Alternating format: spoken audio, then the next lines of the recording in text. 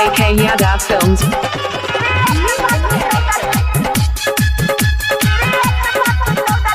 Mixed by Bablu Bansali.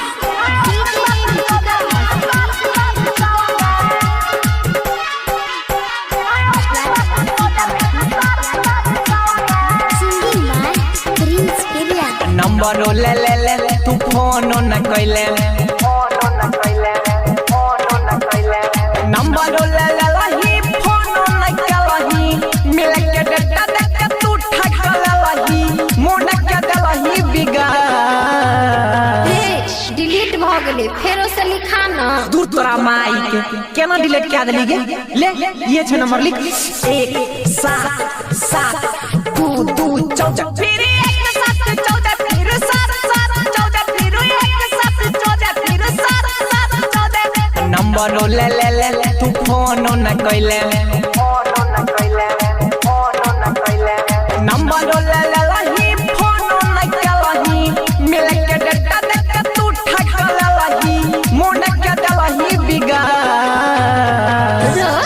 एहनो number होय छै। हाँ दे तोरा जैसन पर्सनल माल ले यह नंबर होय छै। चल हाँ अब की बार सही सही लिखबी 1 7 7 2 2 14 फिर 1 7 14 फिर 7 7 14 फिर 1 7 14 फिर 7 7 14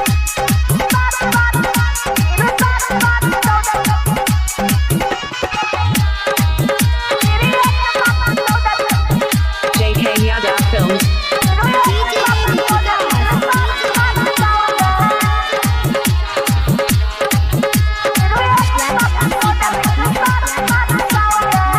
Mixed by Bablu Bansali. Gate खोल के रखी है कोई नहीं जा पा रहा हटाओ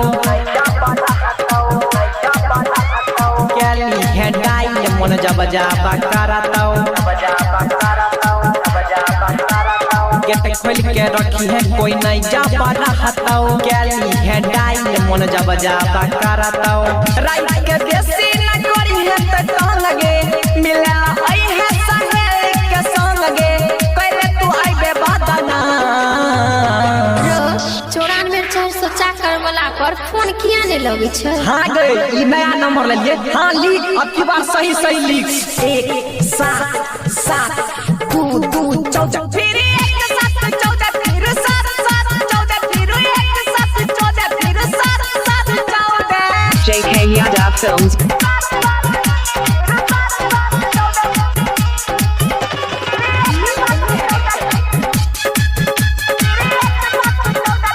Mixed by Bablu Bansali.